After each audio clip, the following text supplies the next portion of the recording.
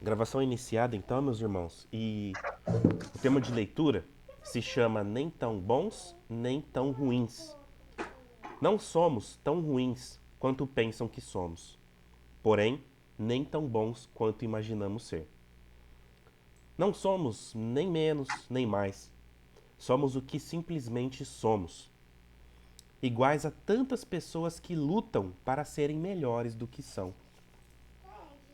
Não nos deprimamos com a crítica e nem nos envaideçamos com o elogio. Não nos avaliemos pelo que os outros são ou deixam de ser. Tomemos unicamente a Jesus por exemplo do que precisamos vir a ser um dia.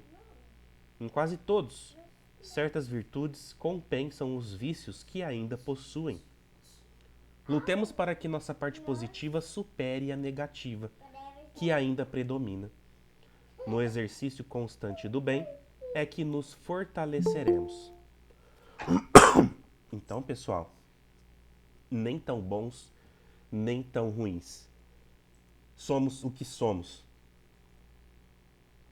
A gente tenta errar o menos possível, mas a gente ainda tem algumas dificuldades, a gente ainda tem algumas necessidades evolutivas. Por isso que a gente está nesse planejamento reencarnatório, né? Porque já que não somos espíritos missionários que estão aqui para causar um impacto social, cultural, emocional, religioso, então, fora isso, a gente está nessa lead, né, nesse trabalho de tentar se reformar, se reconstruir a cada dia e tentar melhorar um pouquinho, subindo degrau em degrau rumo à nossa evolução moral e espiritual.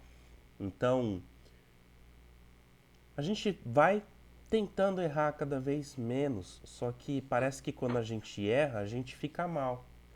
Parece que quando a gente erra, a gente se sente, né, preso em alguns pontos na nossa jornada que ainda são um pouquinho difíceis para nós. E eu acredito que sejam justamente esses pontos que fizeram com que nós reencarnássemos e estivéssemos na família que a gente possui, com o círculo de amizades que a gente possui, com o trabalho que a gente exerce, com as conexões que a gente tem, que a gente faz as nossas trocas, justamente para pegar esses pontos onde ainda nós não somos tão bons assim e tentar consertar, tentar melhorar um pouquinho nesse sentido, tá? Como diz aqui, modelo maior que nós temos para nós aqui no Ocidente é Jesus Cristo. Em algumas outras culturas, em algumas outras doutrinas orientais, existem grandes outros mestres que passaram por aqui e deixaram o seu legado também, tá? Então eles se apegam um pouquinho mais nessas outras figuras, ok? Mas todas sempre com algo extremamente positivo, bondoso, que a gente tem que se nortear para poder crescer, certo? Valores cristãos não estão somente com Jesus Cristo, porque o Cristo planetário, na verdade, é uma consciência superior que toma conta do planeta, tá? É, o Cristo é como se fosse, sabe, Emmanuel com Chico, tá? O Cristo planetário é a mesma coisa com Jesus. Ele fazia esse intercâmbio e trazia aquilo que se fazia necessário também para Jesus, para ele poder captar as essências, as informações, enquanto ele estava encarnado, para poder cumprir com a sua missão, que, diga-se de passagem, não foi fácil, tá? Ele precisou se preparar muito para poder estar adentrando um corpo material novamente e todas aquelas questões que a gente já conhece relacionado à vida, à experiência de Jesus encarnado aqui na Terra junto de nós, ok? Então, sigamos esses exemplos, tá? Aqui ele fala de Jesus, mas a gente sabe que existem outros, tá? Se Jesus ainda está muito distante, tente alguém que você admira, tá? Pode ser alguém mais próximo de você que você encontra valores e você acha que fazem com que você possa crescer, né? Então, nem tão bons, nem tão ruins, tá? Tem aquela frase também que ninguém é inteligente ao máximo que não possa estar aprendendo nada com alguém e nem tão ignorante ao extremo a ponto de não poder estar ensinando algo para alguém, tá? Então a gente sempre pode estar ensinando e aprendendo nesse processo. E quando a gente fala de ensinar e aprender, não é só informações, tá? É relacionado a caráter, a sentimentos, a valores, certo? Às vezes com um gesto a gente pode estar ensinando muito para alguém e a gente vendo um gesto de alguém, uma ação de alguém, a gente também pode estar aprendendo muito com essas pessoas, tá? Então, essa é um pouco da essência que eu entendi dessa nossa reflexão de hoje.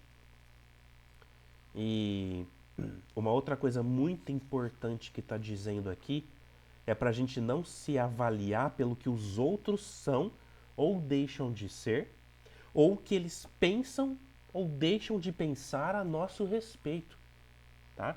Porque tem gente que norteia toda uma vida preocupado com as críticas, preocupado com o que os outros vão pensar ou deixar de pensar a respeito delas.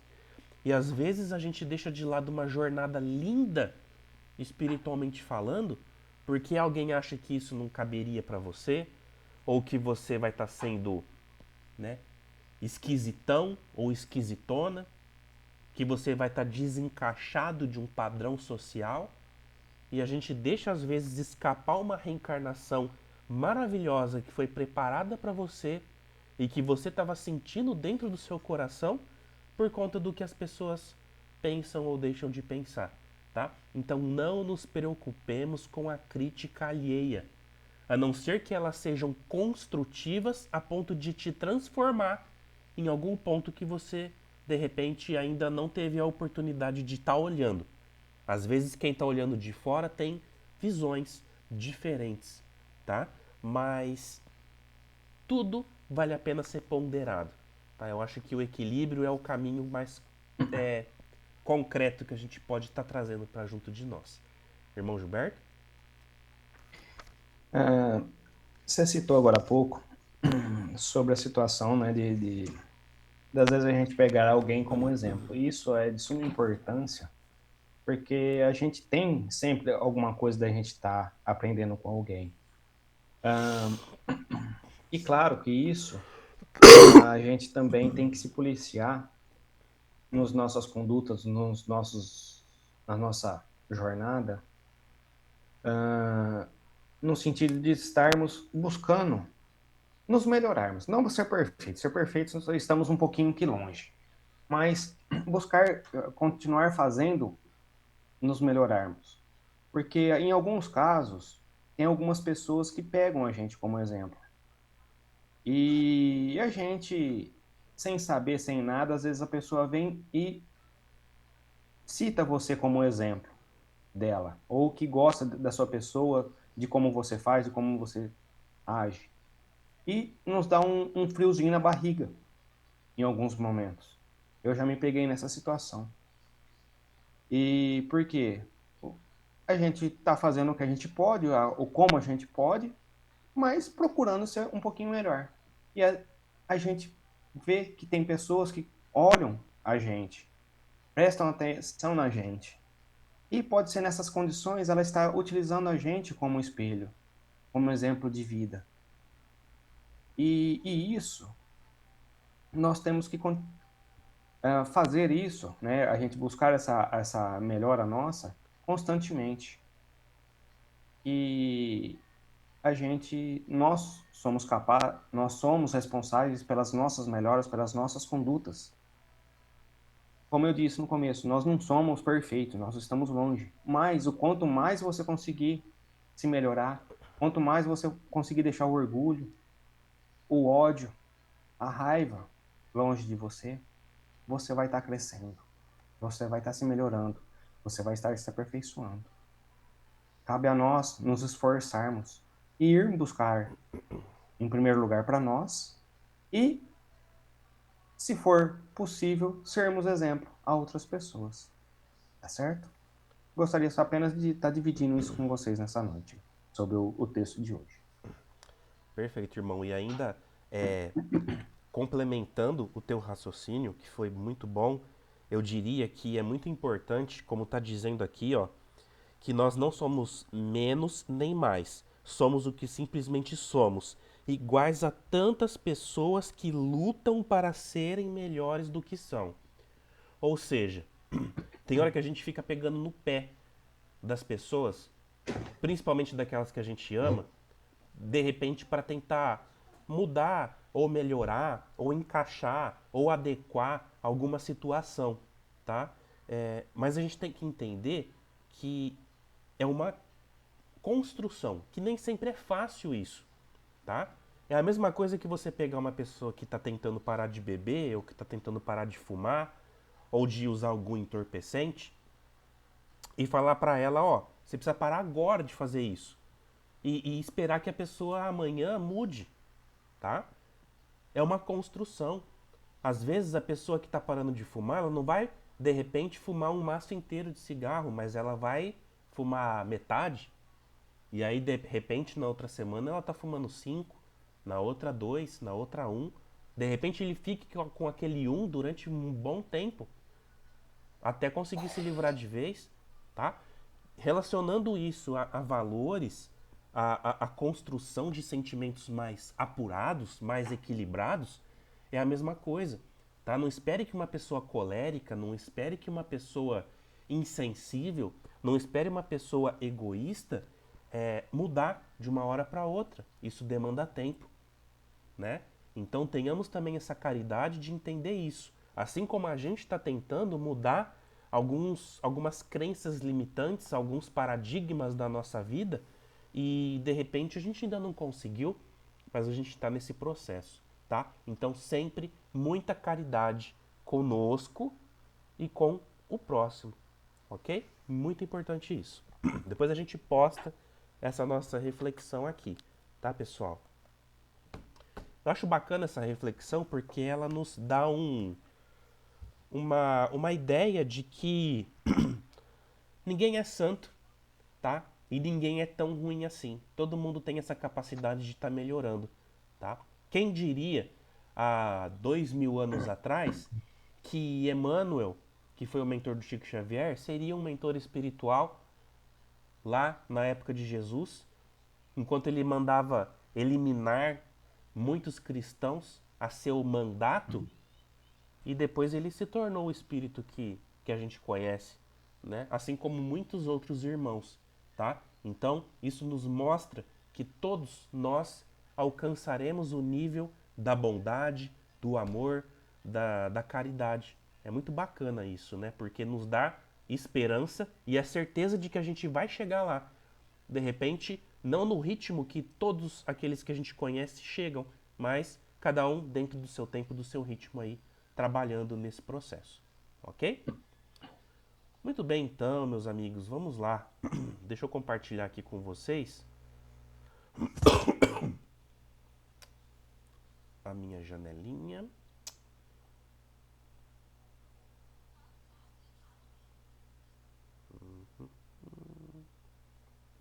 Chegou aí, turminha? Chegou. Então vamos lá, estamos dando continuidade no capítulo 1º da parte 3ª do Livro dos Espíritos, tá? Questão 644. Irmão Gilberto, gostaria de começar para nós, meu cara? Vamos lá. Livro dos Espíritos, né? Questão 644. Parece certos homens, o meio onde se acham colocados não representam a causa primária de muitos vícios e crimes? Sim, mas ainda aí há uma prova que os espíritos escolheu. Quando em liberdade, levado pelo desejo de expor-se à tentação para ter o mérito da resistência. Então, eles né, foram colocadas situações para ver se de fato eles conseguiam ter a resistência daquela situação em que eles precisavam melhorar. Certo? Vamos lá na explicação didática. Os espíritos explicam que o meio influencia, mas não determina. Lugares de violência, miséria, abandono moral ou corrupção podem estimular vícios e crimes, mas não são a causa única, são circunstâncias externas, não imposições absolutas, ou seja, cada um tem o seu livre-arbítrio. Vai de cada um deixar ser influenciado ou não para que isso aconteça. Vai deixar com que aquela situação passe sobre os seus ideais, sobre os seus princípios. O espírito escolhe certas provas difíceis antes de reencarnar o espírito. Vê suas necessidades de progresso, reconhece pontos fracos a vencer, escolhe vivenciar em ambientes desafiadores para conquistar mérito moral ao resistir às tentações. Olha que legal. Então ele pede, né, reconhece aquele ponto fraco e pede, ó, eu quero ir naquela situação, para ele resistir, para ele trabalhar aquela tentação e ver se vai ter condições de vencer. Assim, a prova difícil é parte do seu plano evolutivo. Olha que coisa importante isso, pessoal. O mérito está na resistência. O valor espiritual da prova está em não se deixar arrastar pelo meio, manter a consciência, fazer o bem apesar das circunstâncias, vencer suas próprias inclinações ruins. Então, é uma resistência e tanto isso, né? Porque temos, né, no caso, determinados espíritos, até mesmo nós, né, vamos nos colocar na situação também, e nós estamos vivenciando isso, né? Então nós temos que deixar, não, o meio onde nós estamos vivenciando, não deixar que aquela situação deixe nos levar por aquilo que está acontecendo, né? A gente tem que estar consciente do que estamos fazendo, né? Porque o nosso livre-arbítrio vai falar mais alto. E quando fazermos as nossas coisas erradas, né? Que a gente declinar do propósito, a nossa consciência vai martelar o que nós fizemos de errado, certo? Por exemplo prático aqui. O jovem que cresce em ambiente violento, o meio convida ao crime, mas ele resiste, busca os caminhos honestos, torna-se bom apesar das circunstâncias, né? Então ele está naquele convívio violento, mas ele é uma pessoa que sempre que possível está ajudando um, está ajudando o outro, seja às vezes com pequenas com pequenas moedas, ou no carregar uma compra para uma senhora de idade, ou ajudar um doente a atravessar a rua, ou dando um ouvido para aquela pessoa que está com algum distúrbio, alguma dificuldade psicológica, deixar essa pessoa desabafar. Então, assim, ele pode estar no processo violento, num ambiente violento, mas a moral dele, a índole deles, os princípios deles ainda está falando mais alto, certo? Então, vai de cada espírito, tá certo? E tem dois. Pessoa que vive em ambiente de corrupção, mesmo cercada de más influências, ela decide não participar, agir com honestidade, denunciar ou se afastar da situação, né? Mostra força moral adquirida, esses quesitos, né? Em não querer participar, denunciar sobre o que está acontecendo, né? E agir com honestidade, como no exemplo anterior, né? Colocando novamente os seus princípios. É claro que em alguns momentos, todos nós temos as nossas falhas. Nós vamos dar uma escorregada? Vamos. Mas vamos buscar para que novamente não aconteça o que aconteceu em outrora. Ou naquelas circunstâncias que nós enxergamos, que nós pisamos no tomate. Desculpa o palavreado, né? Mas mais ou menos isso. Indivíduo que cresce em família desestruturada. O ambiente favorece vícios e desequilíbrios, mas ele escolhe não repetir padrões destrutivos. cuidar da própria saúde moral, buscar melhoria e responsabilidade, prova vencida com meta. Ou seja, ele está naquela condição da família desestruturada, que é tudo com bebida, com palavrão de baixo calão, com palavras de baixo calão, com falta de paciência, com os maus tratos. E ele não, ele procura não fazer isso que tem dentro da sua família. Ele não quer aquilo ali ele está vendo que desagrada.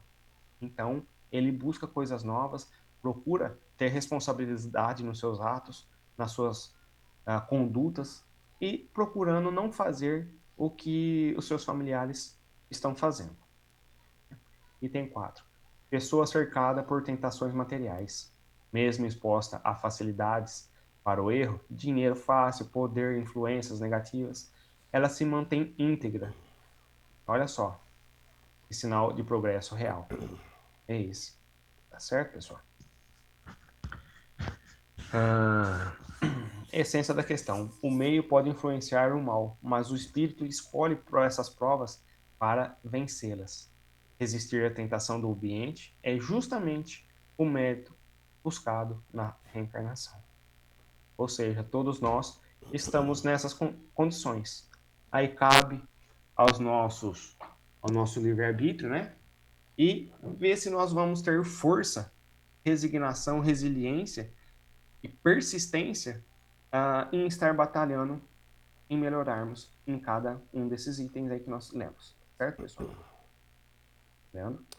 Perfeito. E vale lembrar que não é porque o espírito é colocado numa situação de prova tão intensa como em algum desses casos que foram aqui citados, que ele vai estar vencendo essa encarnação, essas provações, tá?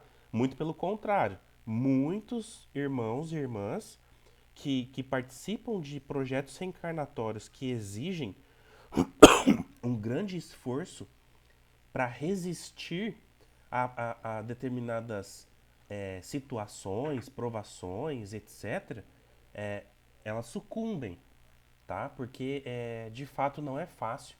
E é o que a gente mais vê, é isso, na verdade, né? Quando a gente vê alguém que está vencendo esse processo, aí a gente pode de fato analisar e observar, falar assim, não, ó, essa pessoa está vencendo aí a aprovação, as circunstâncias, o projeto reencarnatório que ela se predispôs, tá? Ou até mesmo ela pode não ter escolhido esses projetos. Pode ter sido uma reencarnação compulsória, ou seja, foi pré-determinada e ajustada e orquestrada pelas equipes espirituais responsáveis pelas reencarnações. Porque às vezes o espírito está numa roda kármica tão dificultosa que ele ainda não tem o direito de escolha.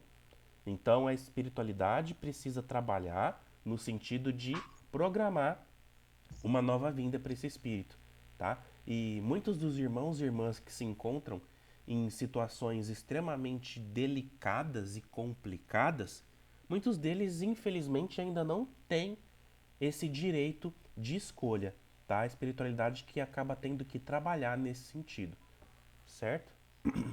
Muito bem. Alguém gostaria de comentar, pessoal? Fiquem à vontade, levantem a mãozinha, abram os áudios, tá? A gente vai conversando aqui. Perdão, pessoal, vamos lá. Questão 645. Quando o homem se acha, de certo modo, mergulhado na atmosfera do vício, o mal não se lhe torna um arrastamento quase irresistível? Arrastamento, sim. Irresistível, não, visto que tendes a vontade e a liberdade para agir. Sabe-o perfeitamente aquele que se acha mergulhado no vício, muitas vezes a por própria vontade, e ainda, quando aí se encontra involuntariamente, está sempre no poder da sua vontade de sair dele, tá? Então, é um arrastamento? Sim.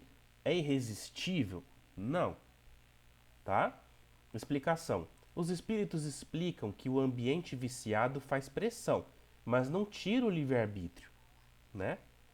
Deixa eu até grifar isso aqui. Viver cercado por vício, corrupção ou má influências realmente dificulta, arrasta, pressiona, facilita a queda moral. Mas isso não anula a liberdade interior. O arrastamento é forte, porém não irresistível. A pessoa continua sempre capaz de escolher, de resistir, mudar de ambiente, buscar ajuda, fazer o bem. A lei divina nunca coloca alguém em situação onde o bem seria impossível. Olha só, pessoal, a lei divina nunca coloca alguém em situação onde o bem não seria possível, certo? Às vezes o próprio indivíduo se colocou naquele ambiente. Muitas vezes entram em ambientes de vício por livre escolha, curiosidade, negligência ou vontade própria. Mesmo quando não foi escolha consciente, a pessoa ainda pode sair usando a sua vontade. O mérito moral está em resistir ao ambiente. O espírito que luta contra o arrastamento do vício, ele cresce, ele se fortalece, conquista virtude real. Exemplos práticos. Um jovem rodeado por amigos envolvidos em drogas. A pressão, convivência constante e convite. Mas ele pode recusar, mudar de círculo, buscar apoio, escolher outros caminhos. O arrastamento é forte, mas não é irresistível, né? Então, essa questão da amizade é uma coisa complicada, né? Porque, principalmente na adolescência e na pré-adolescência, onde os jovens eles estão tentando encontrar um espaço na sociedade. Eles estão tentando encontrar meios de se encaixar em determinados padrões. E às vezes ele encontra ali um determinado meio e ele acha que se ele sair daquele meio vai ser difícil ele encontrar outro onde ele de repente possa estar se encaixando, onde ele possa estar encontrando pessoas que o aceitem socialmente, né? Então ele acaba muitas das vezes aceitando, participando e se envolvendo com determinadas pessoas, determinadas amizades, justamente por medo de não pertencimento, tá? É muito sério isso e é muito importante um apoio familiar para que esse jovem ele entenda que não é estando no meio de pessoas complicadas que ele não tenha o direito, que ele não tenha o livre-arbítrio, que ele não tenha a capacidade de poder estar mudando isso e encontrando pessoas mais adequadas para os seus propósitos de vida, né? Propósitos mais elevados, mais cristãos, mais simples de ser, de agir e não entrando por caminhos dificultosos que vão gerar aí resultados não tão agradáveis assim, certo? Muitos jovens acabam entrando em situações complicadas e conseguem sair, tá? Ou porque algumas amizades se desfazem, ou porque acabam seguindo caminhos diferentes, às vezes vão mudando de escola, né? Ou arruma um emprego, vai fazer um estágio numa empresa, em alguma indústria e etc. E acaba também trocando o círculo de amizades, isso também acaba favorecendo nesse sentido. Essas quebras são interessantes, são importantes, né? Mas muitos não conseguem, tá? E muitos eles acabam entrando em situações dificultosas. Os círculos de amizade se desfazem, eles continuam carregando aqueles vícios que foram ali construídos para outros novos círculos de amizade e assim por diante. Tá? Então, tudo muito complicado, é muito delicado, exige uma participação familiar muito ativa, tá? Dos pais entenderem os jovens, buscarem ser mais presentes, né? E não somente suprir materialmente falando, colocando comida dentro de casa, dando roupas, enfim, presentes em datas comemorativas e deixar para que a sociedade crie, né, e não os pais exercendo ali o seu papel, que é fundamental nesse processo, certo? Espiritualidade pediu para trazer essa reflexão, tá, pessoal? Não fui eu que quis, não, tá? Muito bem. Dois aqui, né? Pessoa que vive em ambiente de corrupção profissional, também complicado. Alguém que cresceu em família com vícios, também complicado. Pessoa que tenta deixar um vício, olha só. Mesmo com recaídas e dificuldades, cada esforço, cada tentativa, cada passo contra o hábito é mérito espiritual, porque ele está lutando contra um arrastamento, né? É o que a gente conversou e tentou exemplificar um pouquinho com relação a álcool, a tabaco, a entorpecentes e etc, né? E a essência da questão. O ambiente viciado arrasta, mas nunca escraviza. O ser humano tem sempre a liberdade e a capacidade de resistir e sair do mal. Sempre somos capazes. Lembrando, nem tão bons, nem tão ruins. Ninguém é ruim o suficiente que não pode estar entregando algo de bom e ninguém é bom exclusivamente a ponto de poder não tá errando, certo? Bom mesmo só Deus, só Jesus, só espíritos ascensionados que já passaram por essas etapas. Mas a gente está sempre sujeito a situações, a arrastamentos e a conexões energéticas o tempo todo, ok? 646, irmão Gilberto? Bora lá. Estará subordinado às determinadas condições o mérito do bem que se pratique? Por outra, será de diferentes graus o mérito que se resulta da prática do bem? O mérito do bem está na dificuldade em praticá-lo. Nenhum merecimento há em fazê-lo, sem esforço e quando não nada custa. Em melhor conta, tem Deus o po... em melhor conta tem Deus o pobre que divide com o outro o seu único pedaço de pão, do rico, do que o rico que apenas dá do que lhe sobra, disse o Jesus. A propósito, o óbolo da viúva. Olha só a situação. Ou seja, nós temos que sempre dar a condição e é de grado, né? E não o, como ele citou ali, o rico que ele dá o que sobra, né?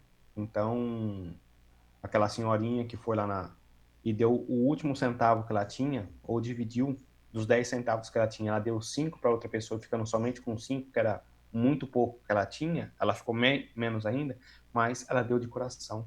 Ela deu porque a pessoa estava precisando. Então isso tem um peso muito maior do que aquele rico que ele esbanja, ostenta, tal, tudo, e vai lá e dá aquela, às vezes, pouca condição, pouco, né? Que para ele é pouco, mas para quem está necessitando é muito. Então, muitas das vezes, temos que prestar atenção nisso e dar a quem de fato necessita. Explicação didática. A resposta dos espíritos ensina um princípio fundamental da moral espírita. O valor moral do bem depende do esforço. Quanto maior o sacrifício, o domínio de si e a renúncia envolvidos na ação, maior o mérito espiritual. Fazer o bem quando é fácil não exige renúncia, não causa esforço, não resolve superação pessoal, tem valor moral limitado, ou seja, Obrigado, filho. ele fez o que podia ali nas condições, Liga de mas novo. não, isso daí não tem muito peso, certo? Então, temos, como, temos que tomar cuidado com essa situação. O bem verdadeiro exige superação. O mérito está em vencer o egoísmo, o orgulho, vencer a preguiça moral, vencer os impulsos negativos e renunciar a algo próprio para beneficiar o outro.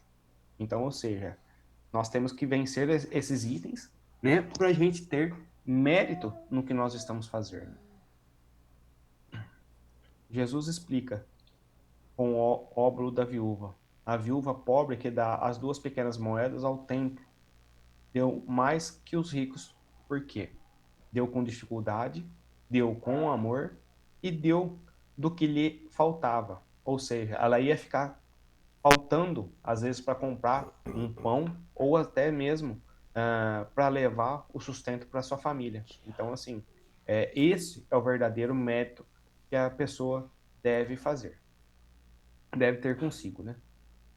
Deus vê o esforço, não a aparência.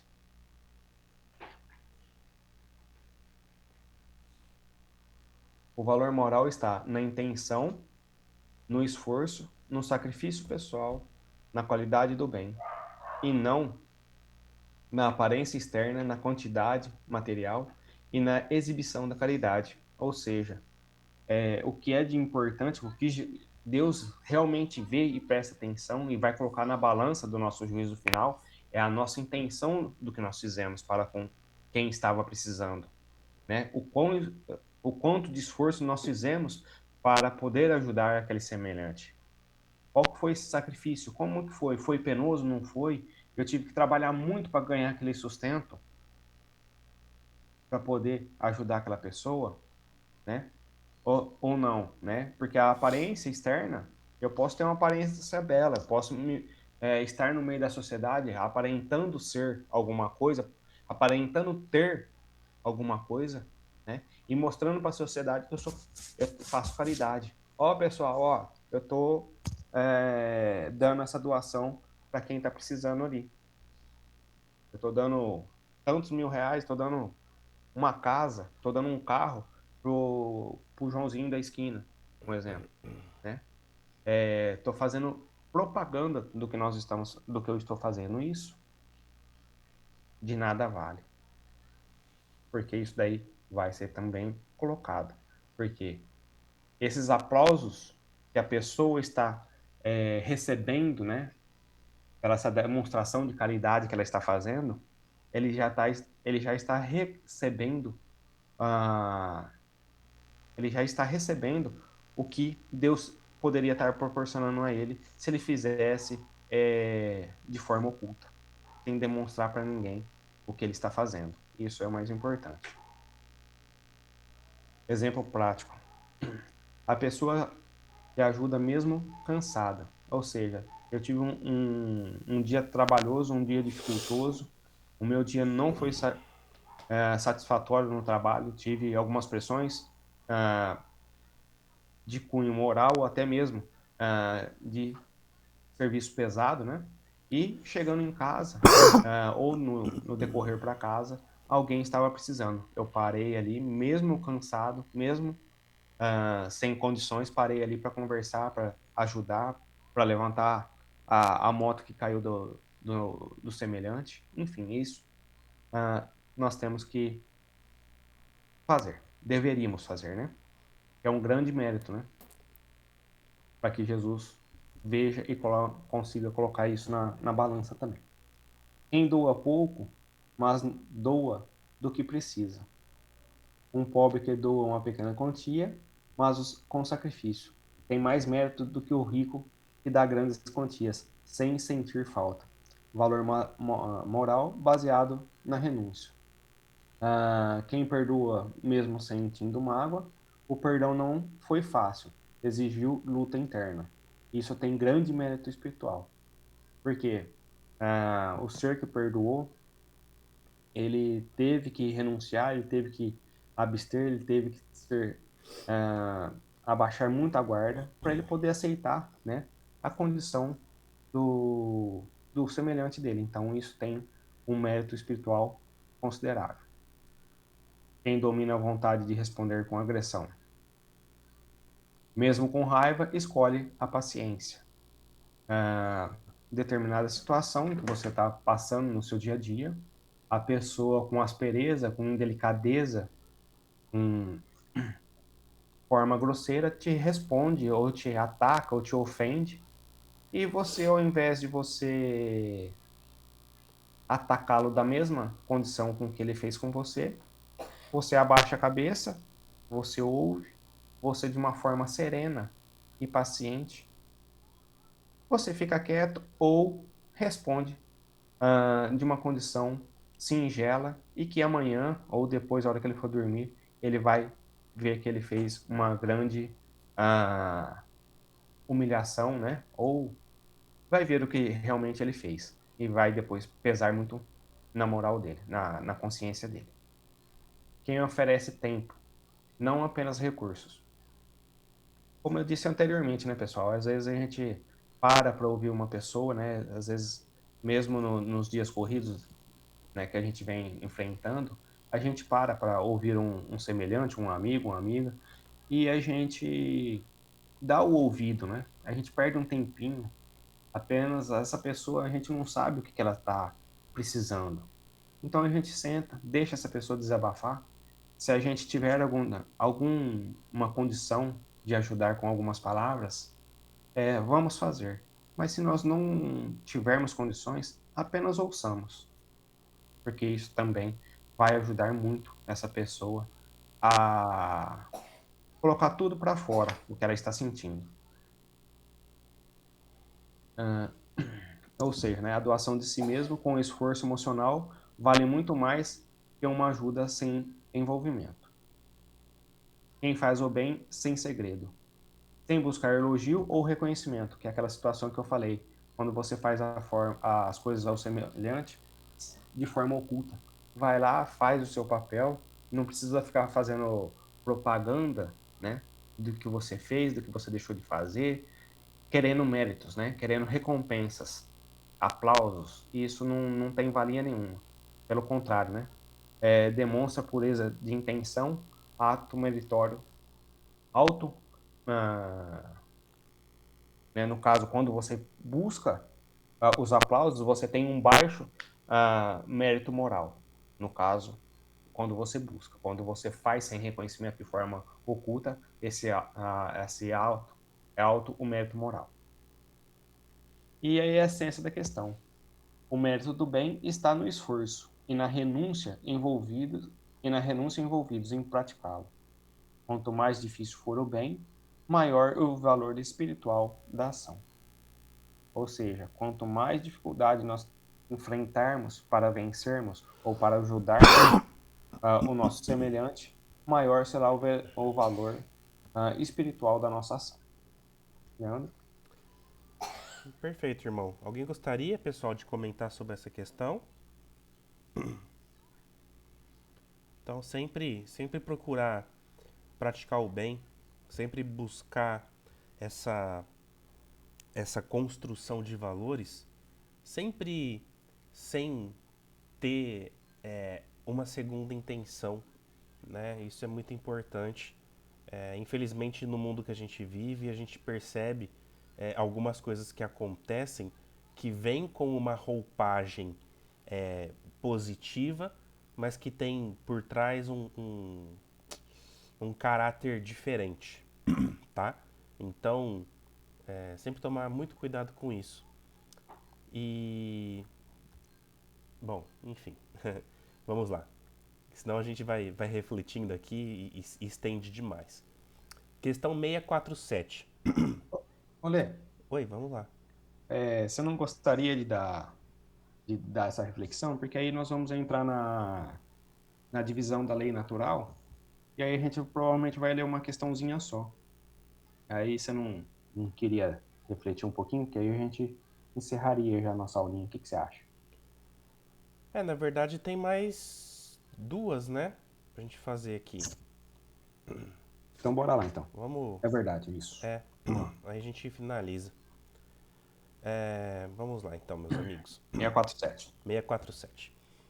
A lei de Deus se acha contida toda no preceito de amor ao próximo ensinado por Jesus? Certamente. Esse preceito encerra todos os deveres dos homens. Ah, tá. Você disse que a gente adentrou novo subitem, né? Isso. Qual que é o título desse subitem, irmão? Só pra gente deixar registrado aqui. Divisão da lei natural. Perfeito. Pessoal, então assim, ó. Só pra gente finalizar o raciocínio Se relacionado você, ao. ó, se você quiser fazer as questõezinhas, porque aí a gente acaba o capítulo primeiro também. Ah, mas é. Só Beleza. pra concluir aqui agora. Tá. É, que é importante da gente gravar de tudo isso? Eu acho muito bacana, foi muito proveitoso esse item que a gente tratou sobre o bem e o mal, pessoal, porque primeiro que a gente tratou de muitas coisas relacionadas ao nosso dia a dia. Muita coisa que a gente vê, percebe e sente no nosso dia a dia, tá? As conexões com as pessoas que a gente tem no nosso dia a dia estão recheadas de coisas relacionadas ao bem e ao mal, tá?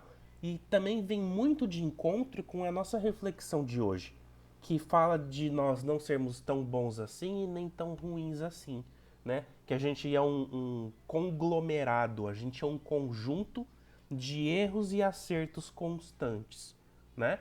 E a nossa grande matemática, a nossa grande contabilidade divina está registrando tudo isso que acontece e o resultado desses débitos e créditos a gente vai ver só lá quando a gente desencarnar, né? Então, eu achei muito bacana, porque é uma luta que a gente trava diariamente diante a sociedade, diante os nossos próprios desafios, dentro das nossas casas, dos nossos lares, no nosso ambiente de trabalho. Então é sempre a gente buscando se manter equilibrado, mesmo diante de muitas adversidades morais, né? Físicas, materiais, etc. Então é muito bacana e quem não teve a oportunidade de ver as aulas anteriores relacionadas a esse item, por favor assistam, né? Eu vi aqui que tem gente nova que está participando hoje, né? O nosso muito obrigado, espero que vocês estejam gostando e assistam, tá? Tá lá no nosso canalzinho que a gente criou. A gente vai estar disponibilizando depois essa videoaula, tá? Esse nosso encontro e, consequentemente, vai ficar liberado quando entrar no canal o acesso aos vídeos anteriores. Então assistam, é muito bacana, vale muito a pena, tá? Então é isso. Agora a gente vai entrar nessa questão relacionada à lei, às leis naturais, tá? Ah, alguém gostaria de falar? Fiquem à vontade. Estamos aqui para trocar experiências, pessoal.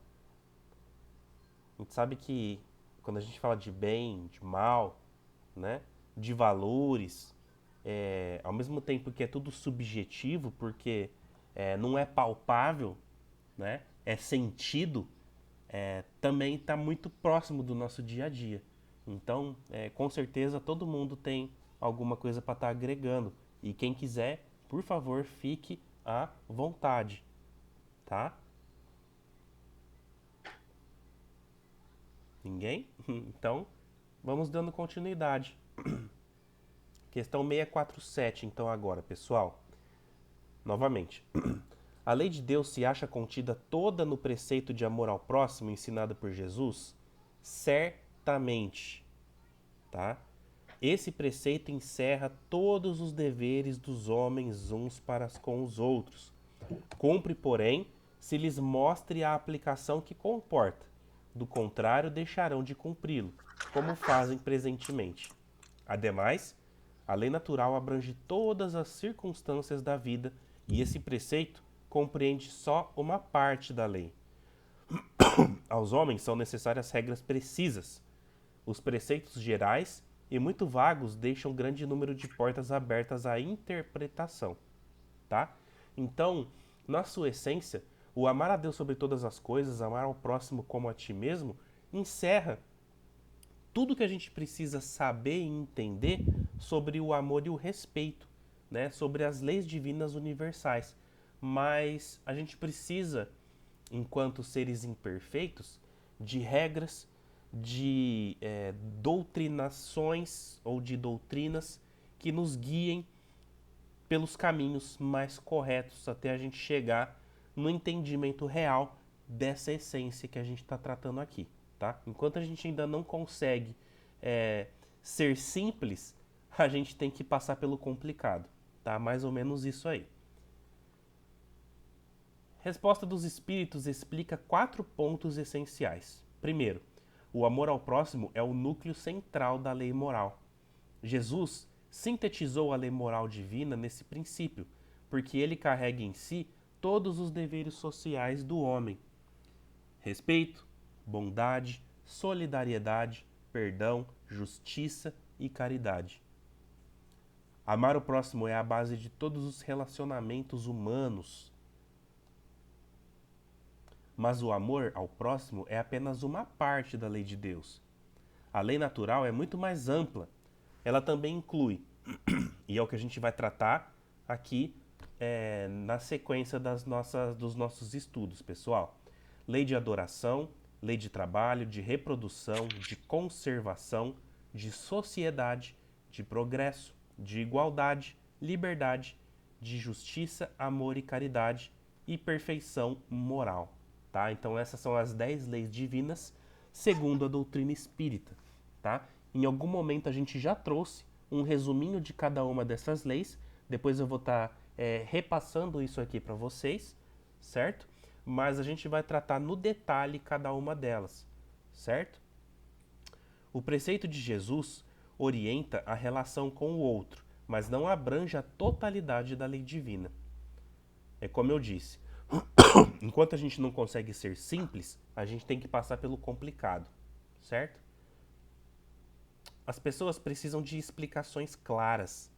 Um princípio muito geral pode ser mal interpretado, relativizado, distorcido, esvaziado. Exemplo: dizer ame ao próximo sem explicar como amar pode levar a erros, né? Principalmente porque o nosso conceito de amor é muito limitado, né, pessoal? A gente acha que amor é somente aquele de mãe para com o filho, de filho para com os pais, né? De marido para com mulher, né? E de nós para com as nossas criações, os nossos pets. E quando a gente percebe Jesus nesse amor incondicional para toda uma humanidade, a ponto dele pegar e passar por mais de 2000 anos num processo de ajustamento perispiritual e energético para poder adentrar um corpo carnal, material, para poder trazer um preceito de amor ao próximo, de caridade, de abnegação, como ele fez, a gente ainda não consegue compreender isso, né? Entender que uma hora todos esses ensaios de amor que a gente entende e possui aqui na Terra, ou seja, da mãe para com o filho, do filho para com a mãe, dos animais e etc, tá? Isso tudo, ele se expande de tal forma que vira uma coisa só, mas a gente ainda não consegue compreender isso. Então, por isso que está dizendo aqui que muitas vezes os conceitos podem ser mal interpretados, distorcidos, relativizados ou esvaziados, tá? Vamos falar assim, ame ao próximo, não quer dizer que você tem que sair beijando e abraçando todo mundo, né? E falar meu amor para todo mundo, tá? É isso que está querendo aqui dizer em miúdos, certo? Por isso, a doutrina moral precisa de orientações precisas, não apenas frases amplas. 4. Sem aplicação prática, os princípios permanecem vazios. A humanidade frequentemente descumpre o preceito do amor ao próximo, porque não sabe aplicá-lo, interpreta conforme interesses, não compreende seu alcance. É necessário detalhar a moral, a lei moral, para que as pessoas a vivam de verdade. E por isso que, segundo a doutrina espírita, isso se expande ou se subdivide em 10 itens que a gente vai estar tratando aqui depois, tá? Mais uma vez, aquela nossa brincadeira. Enquanto a gente não consegue ser simples, a gente tem que passar pelo complicado, né? Exemplos práticos. Amar ao próximo pode virar frase vazia se não for aplicada. Alguém diz que ama o próximo, mas explora empregados, humilha familiares, age com intolerância, né? A falta de aplicação prática distorce o princípio. Amor ao próximo não explica sozinho como trabalhar ou progredir, né? O preceito é moral, mas não substitui o dever de trabalhar, o dever de conservar o corpo, o respeito às leis sociais. É o que está dizendo nessa subdivisão das leis naturais, tá? Ou leis morais, segundo a doutrina espírita que a gente vai estar trabalhando, ok? Sem regras claras, cada um interpreta como quer. Alguém pode dizer, eu amo o próximo, mas não preciso perdoar. Eu amo o próximo, mas não preciso ser justo no trabalho. Falta compreensão real do preceito, né? Então a gente ainda não consegue trabalhar essa máxima na sua essência. Por isso dessa necessidade de estar trazendo um pouquinho mais de forma didática, de forma trabalhada, essas leis naturais aí pra gente, ok? Jesus ensinou o ame ao próximo, mas também ensinou o modo. Ele exemplificou: ajuda, sirva, perdoe, acolha, não julgue. A prática é o que dá sentido ao princípio. Gente, essa frase aqui é sensacional. Eu vou grifar e a gente vai ler novamente juntos aqui, ó. A prática é o que dá sentido ao princípio. A prática é o que dá sentido aos nossos estudos. A prática é o que dá sentido a tudo aquilo que a gente reflete no nosso dia a dia e que a gente tenta de alguma maneira, como eu posso dizer, fazer valer tudo isso. Como que vai ser? Através da prática, né? Ficar pensando, pessoal, é fácil. Ficar lendo muitos livros, assistindo muitas palestras, ouvindo muitos podcasts por aí, é fácil. Mas colocar em prática tudo isso que a gente vem percebendo e tentando introjetar dentro de cada um de nós é o grande desafio, é o motivo real da nossa reencarnação, certo? E a essência da questão, o amor ao próximo é o centro da moral, mas precisa ser explicada e aplicada, pois sozinha não abrange todas as leis divinas nem impede más interpretações, certo? E a 648 depois a gente faz na semana que vem, porque é uma continuidade desse subitem, depois a gente traz isso para vocês. Deixa eu parar aqui a apresentação.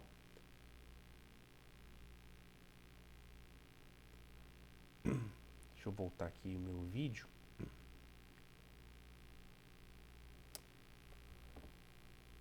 Muito bem, pessoal. Muito bacana essa parte do nosso livro dos Espíritos, né?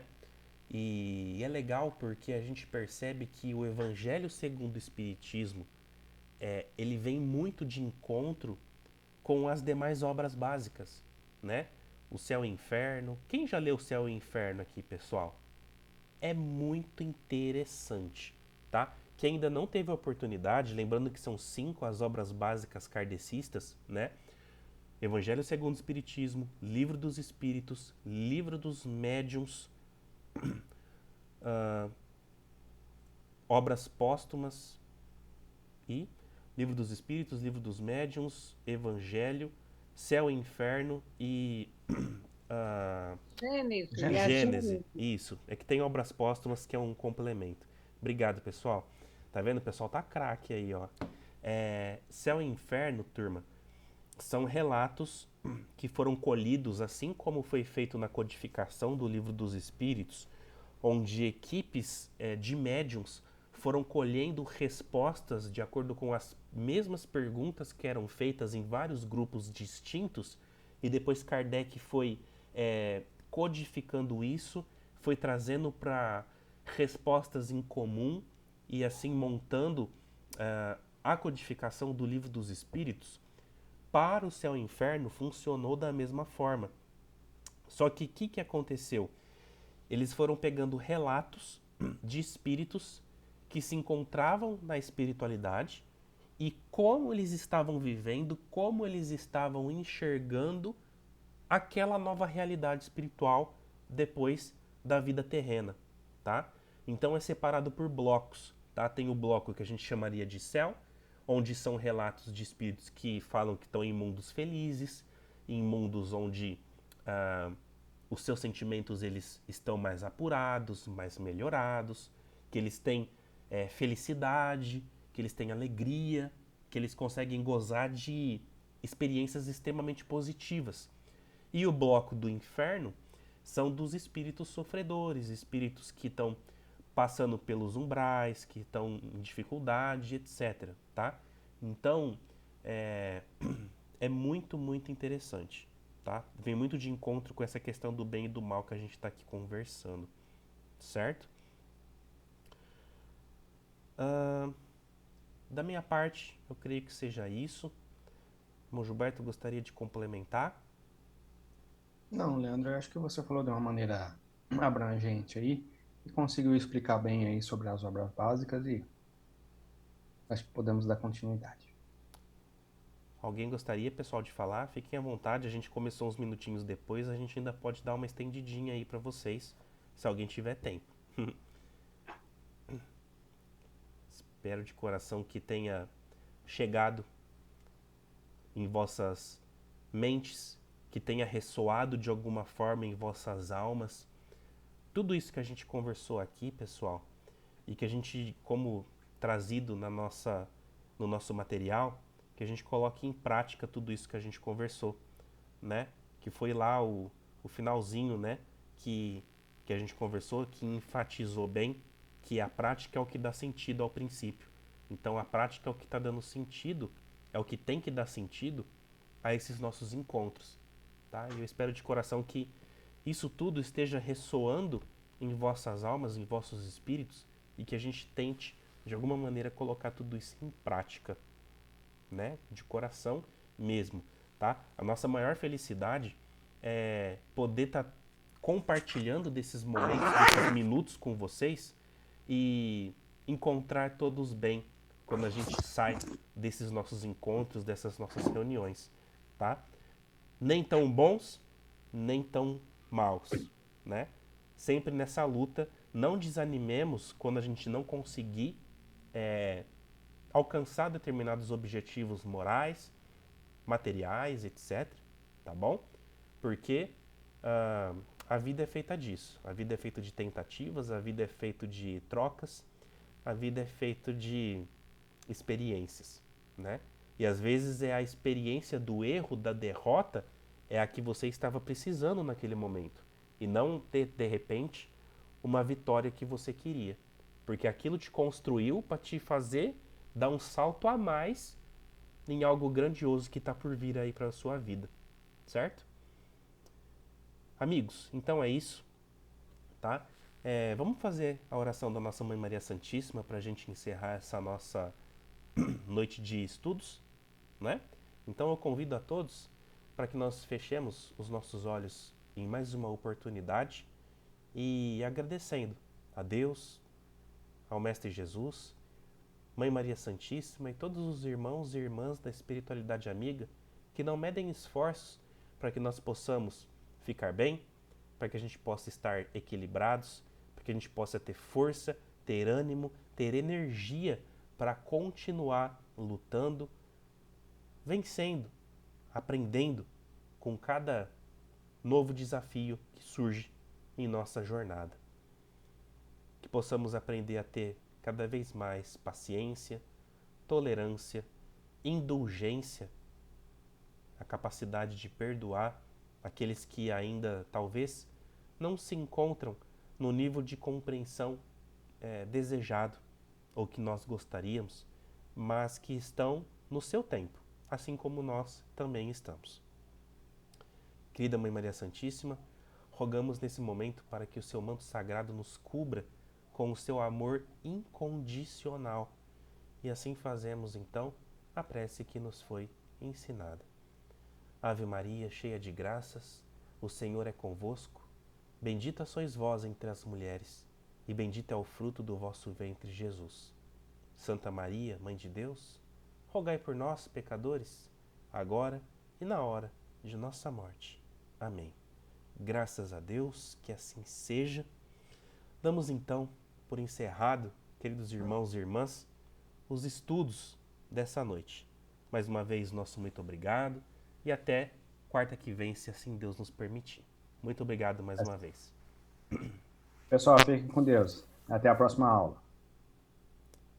Tchau, turminha. Bom descanso para todo mundo, viu? Fiquem com Deus. Amém.